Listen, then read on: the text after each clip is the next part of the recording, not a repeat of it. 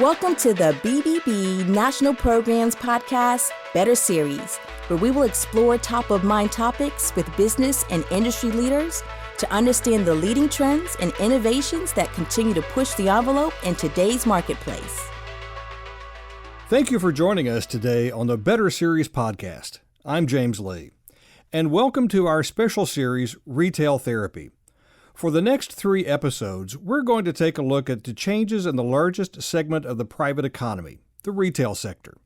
It's the rare economic segment where each of us contributes directly to its success or distress at one time or another. Our fluctuating tastes, our changing habits, and our roller coaster personal finances all have an impact on the companies and the people who comprise the retail sector. As every high school student knows, Charles Dickens opened his classic tale, A Tale of Two Cities, this way. It was the best of times, it was the worst of times. It was the age of wisdom, it was the age of foolishness. It was the epoch of belief, it was the epoch of incredulity. It was the season of light, it was the season of darkness, it was the spring of hope, it was the winter of despair. While Dickens was writing about the 1789 French Revolution, he could just as easily be talking about the retail landscape today in 2019. Some researchers predict as many as 12,000 retail locations could close by the end of this year, while on the other hand, a 3 million square foot mall will soon open in New Jersey, the second largest retail complex in the United States and the first new mega mall to welcome shoppers in 15 years.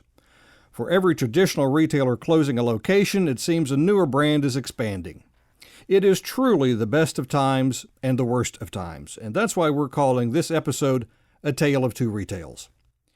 Here to help us bring order to all this chaos is Mark Mathews. He's the Vice President of Research Development and Industry Analysis at the National Retail Federation. Mark, thanks for joining us. Thank you for having me, James.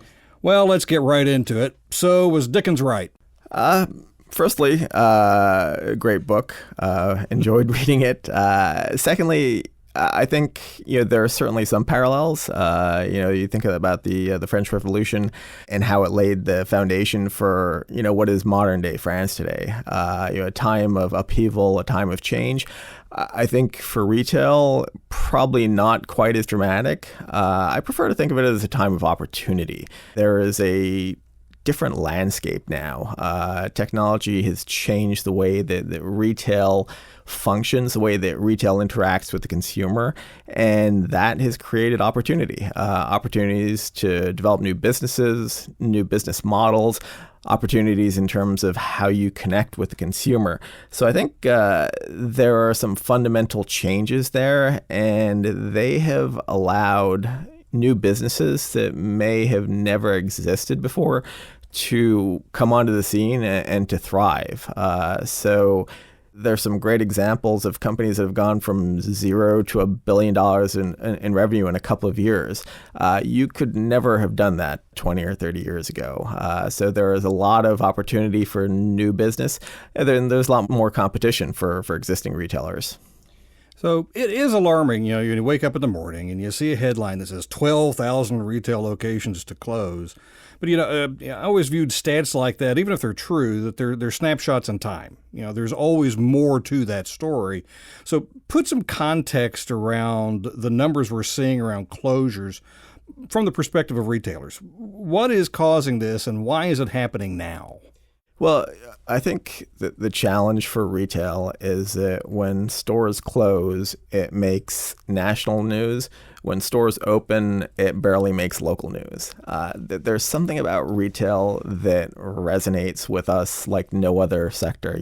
I don't love my insurance company. I don't love a lot of the businesses that I deal with on a daily basis, my utility company.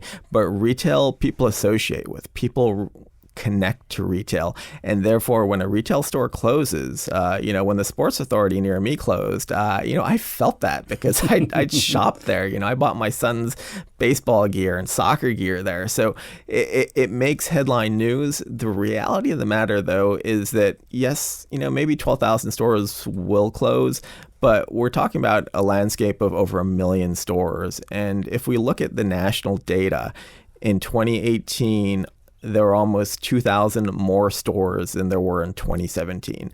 So while all this talk of retail apocalypse is going on, the number of stores was increasing. So I think that's important to recognize. It's not just about the big brands that we hear about all the time. It's not just about the publicly traded companies who are in the media and, who have, a shareholder responsibility to disclose the fact that they're closing stores. It's also about the mom and pops that make up the majority of our industry. Retail is, 99% small business, and it's those small businesses that are driving things. When I mentioned the 2018 number, almost 2,000 more stores, that was primarily driven by small businesses. They increased by 4,600, I believe. So the big picture is that there are all these headlines talking of retail apocalypse, but that's not really what the numbers show. And as I mentioned to you before, the real story here is the new businesses. That's the exciting thing. That's what's happening in retail. You have new businesses opening all the time. And as a retailer myself, and as someone who's been involved in retail for a while now, I had an association with a coffee company a while back. When we were opening coffee locations, you would open as many as you could, and the ones that weren't performing, you would close. And that's just part of business. You open and you close, and no one is going to reward you for keeping a store open that isn't performing. You've got to close those stores and find new locations that work for you. Pick up on a subtle thread there that you mentioned that the technologies and allows people to open businesses that we wouldn't even thought possible even 10 years ago. Yeah. So are we missing the effect of technology on retail? Is that driving the positive sides of e-commerce, even though sometimes people think, oh, well, e-commerce is driving retail out of business? It sounds as though we're actually missing a good story here. Absolutely. And, when I talk to people about e-commerce and bricks and mortar, I often tell them that we're going to stop distinguishing between the two soon, because it's impossible to nowadays even tell what is an in-store transaction versus an online transaction. When you buy online, pick up in store, is that an online transaction, or is that an in-store transaction? And if you go to 2 or 3 different retailers, they will all have a different way of accounting for that. And therefore, we're going to get to the point where those e-commerce numbers just don't really make sense. And they already don't make sense to the consumer. I'm a consumer, and when I buy things, I don't really think about them by channel. I think about the product, and I think about the person I'm buying them through. So it's very much, e-commerce is part of retail. It's just commerce, right? It's irrespective of channel. Channel doesn't matter.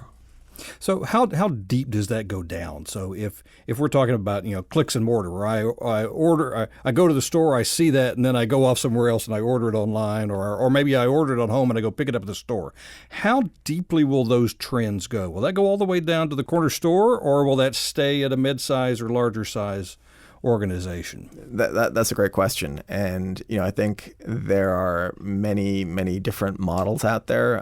My wife is creative, and she makes things, and she sells them on Etsy.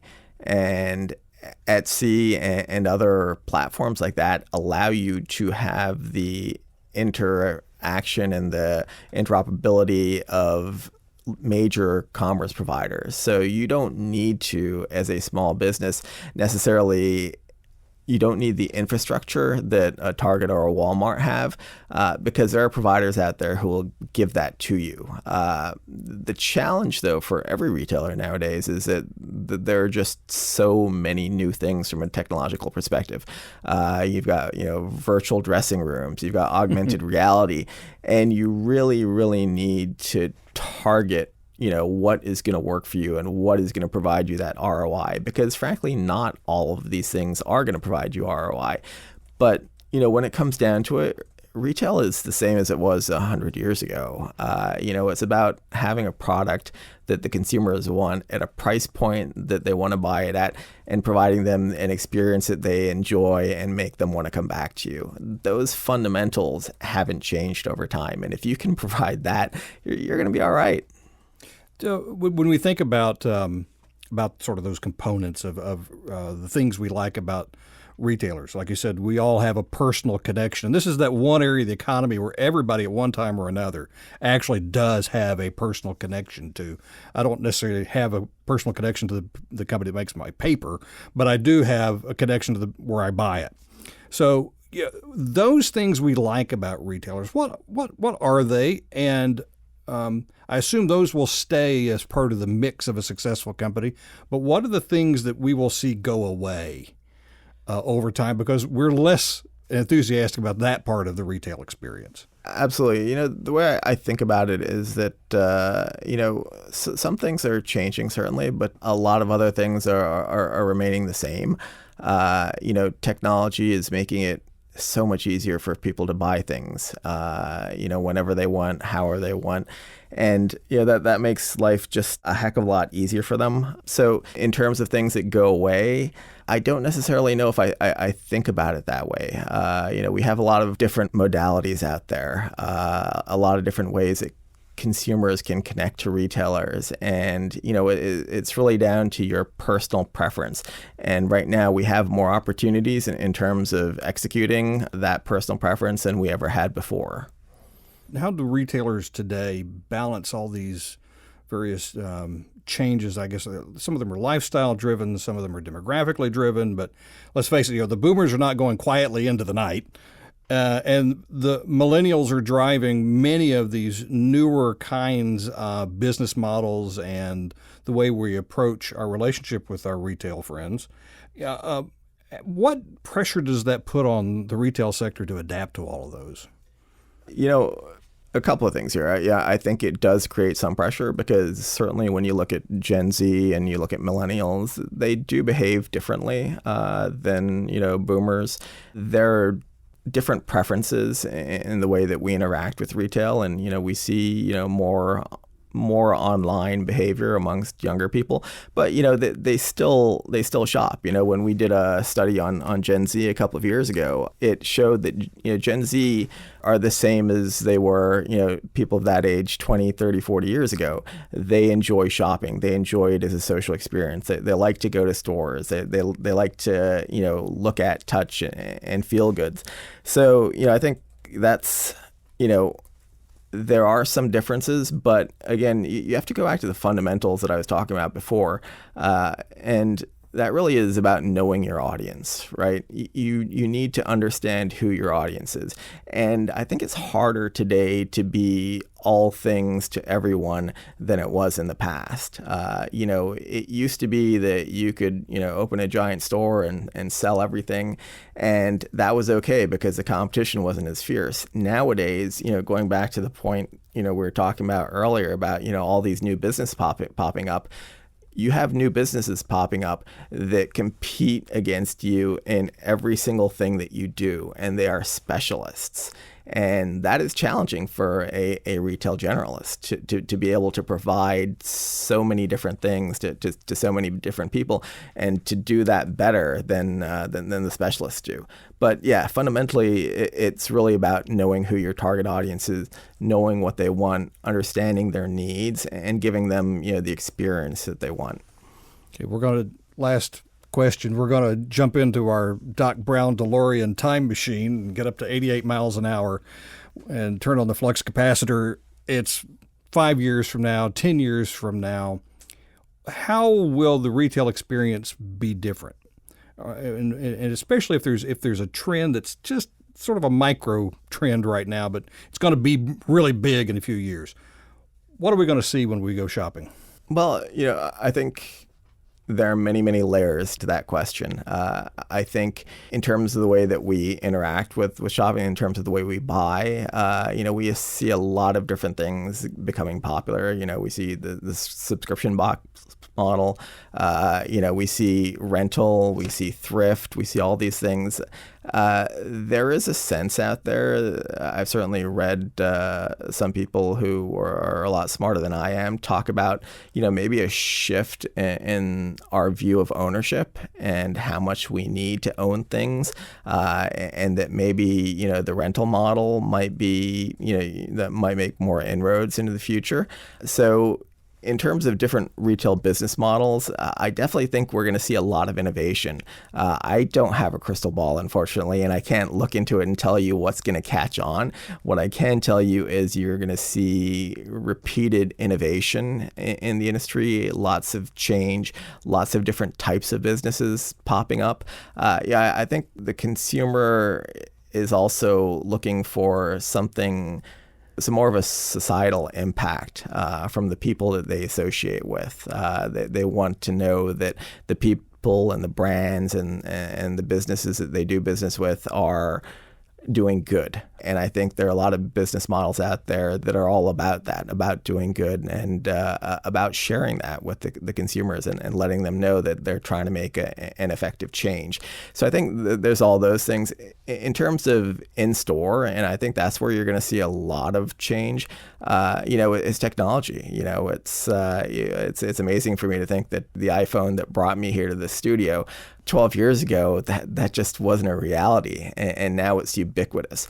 And I think 5 to 10 years from now, there are going to be things in the store that are going to just seem really weird if we saw them today. There will be robots up and down the aisles scanning things. We'll see more and more virtual and augmented reality. It's all going to change in terms of in-store. And for the retailer, with technology, what they're doing behind the scenes is going to be even more dramatic and more amazing. There are businesses out there that have tens of thousands of new SKUs every single day, new products every single day. Wow. And they have to make that resonate with all their consumers. So if the business that I'm thinking about, I won't mention them by name, if you and I went to their website, based on our personal preferences, we would see a completely different thing. And we'd have a completely different interaction because they're using AI to figure out what I want to see, what I like, what I think about. And I think there are going to be a lot of subtle changes behind the scenes that we don't even realize that are happening. Well, I look forward to augmented reality making me look about 25 pounds lighter. Mark Mathews of the National Retail Federation, thank you for joining us today. And thank you for listening to the BBB National Program's Better Series podcast and our multi-part series, Retail Therapy. Join us for our next episode, I Shop, Therefore I Am, when we look at how retail markets depend on more than just consumer spending with a leading expert from Lim College in the retail capital of the world, New York City. To be sure you don't miss an episode of our special retail series, subscribe now to the Better Series at bbbprograms.org and click on that podcast tab. You can always listen to all of the Better Series episodes on iTunes or your favorite streaming platform. You just enjoyed the Better Series podcast. Be sure to tune in next time for a brand new episode. To learn more about our other shows, visit betterbusiness.blueberry.com. That's betterbusiness.blueberry.com. Follow us on Twitter at BBB_NTL programs. Send your comments and ideas to podcasts at bbbnp.org. The thoughts and opinions expressed on this podcast are the views and opinions of the guest, not those of the BBB National Programs or its affiliates. This podcast is for information and educational purposes only and is copyrighted with all rights reserved. This podcast is protected by Blueberry's Terms of Service.